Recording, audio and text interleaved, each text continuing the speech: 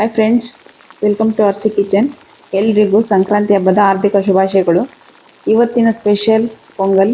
ಬನ್ನಿ ಹೇಗೆ ಮಾಡೋದು ಅಂತ ನೋಡ್ಕೊಂಬರೋಣ.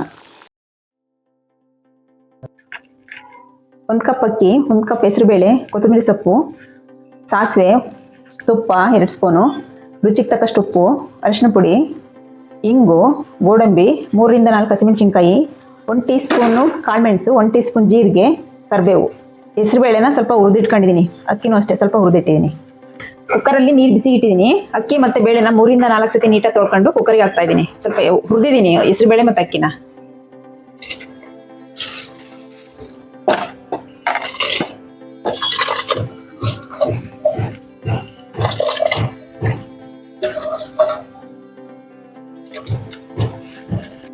ಅಕ್ಕಿ ಮತ್ತು ಬೇಳೆ ಹಾಕಿ ಲಿಡ್ ಕ್ಲೋಸ್ ಮಾಡಿದ್ದೀನಿ. 2 ರಿಂದ 3 ವಿಷಲ್ ಬಂದಮೇಲೆ ಸ್ಟವ್ ಆಫ್ ಮಾಡಿ.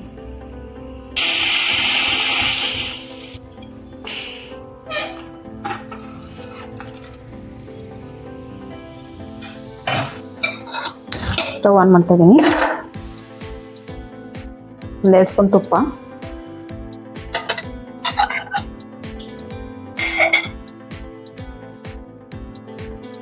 2 ಸ್ಪೂನ್ ಎಣ್ಣೆ. ತುಪ್ಪಕ್ಕಾದ್ಮೇಲೆ ಗೋಡಂಬಿ ಫ್ರೈ ಮಾಡ್ಕೊತೀನಿ ಫಸ್ಟು.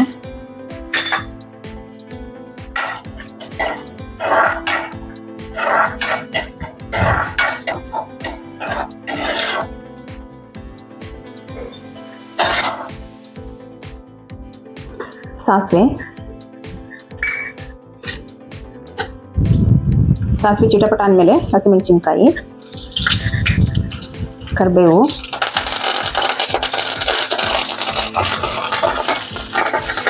ಜೀರಿಗೆ, ಕಾಳುಮೆಣಸು,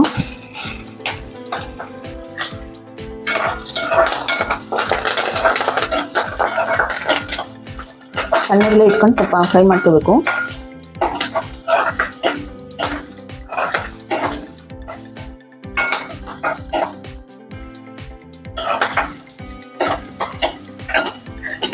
ಇಂಗು,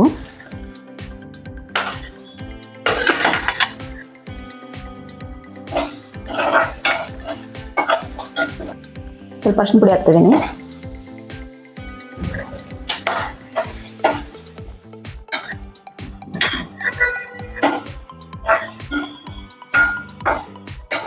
ಈಗ ಬೇಳೆ ಮತ್ತು ಅಕ್ಕಿ ಬೇಯಿಸಿಟ್ಟಿದ್ನಲ್ಲ ಅದನ್ನು ಹಾಕ್ತಾಯಿದ್ದೀನಿ.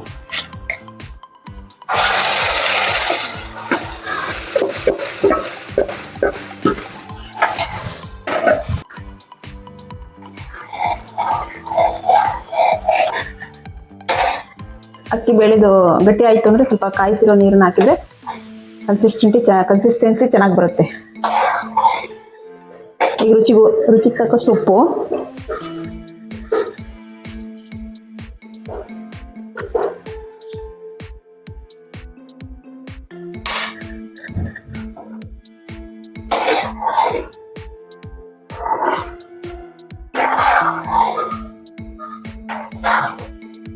ಸಣ್ಣ ಉರಿಲಿ ಬೇಯಿಸ್ಬೇಕು. ಕೊತ್ತಂಬರಿ ಸೊಪ್ಪು, ಗೋಡಂಬಿ ಹಾಕ್ತೀನಿ. ಗೋಡಂಬಿ ಲಾಸ್ಟಿಗೆ ಯಾಕೆ ಹಾಕ್ತೀನಿ ಅಂದರೆ ಫಸ್ಟ್ ಹಾಕಿದರೆ ಮೆತ್ತಗಾಗುತ್ತೆ, ಈಗ ಹಾಕಿದರೆ ತಿನ್ನೋಕ್ಕೆ ಚೆನ್ನಾಗಿರುತ್ತೆ.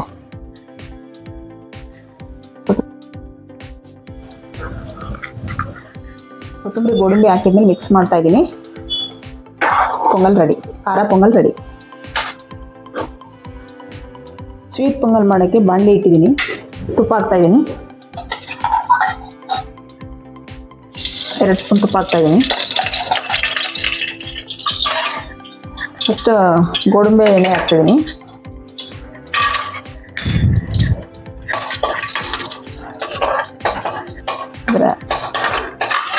ಗೋಡಂಬಿನ ಫಸ್ಟ್ ಹುರಿದು ತಕ್ಕೋಬೇಕು.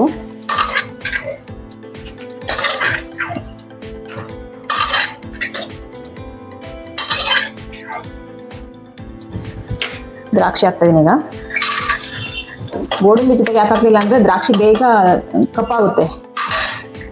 ಗೋಡಂಬಿ ಸ್ವಲ್ಪ ಫ್ರೈ ಆಗೋದು ಸ್ವಲ್ಪ ಲೇಟಲ್ಲ, ಹಾಗಾಗಿ ಸಪ್ರೇಟಾಗಿ ಹುರ್ಕೊತಾ ಇದ್ದೀನಿ.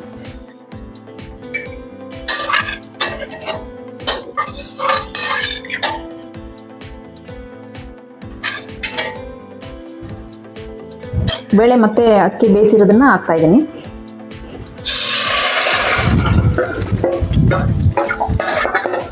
ಇದು ಸ್ವೀಟ್ ಪೊಂಗಲ್ಗೆ.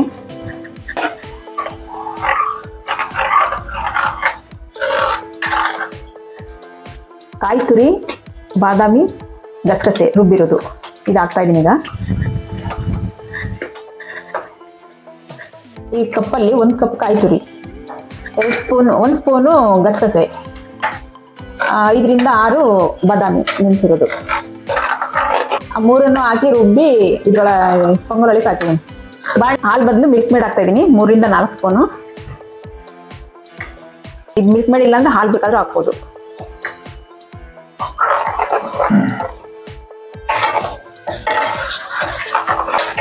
ಈಗ ಇದಕ್ಕೆ ಬೆಲ್ಲ ಸೇರಿಸೋಣ. ಇದರಲ್ಲಿ 2 ಕಪ್ ಬೆಲ್ಲ, 1 ಕಪ್ ಹಾಕ್ತಾ ಇದ್ದೀನಿ.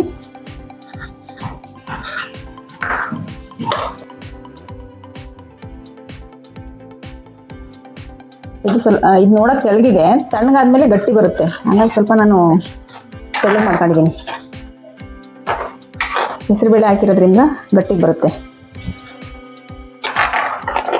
ಪೊಂಗಲ್ ರೆಡಿ. ದ್ರಾಕ್ಷಿ, ಗೋಡಂಬಿ, ಕಾಯಿನ ರುಬ್ಬೇಕಾದ್ರೆ ಏಲಕ್ಕಿ ಮತ್ತು ಶುಂಠಿನ ರುಬ್ಬಿದ್ದೀನಿ.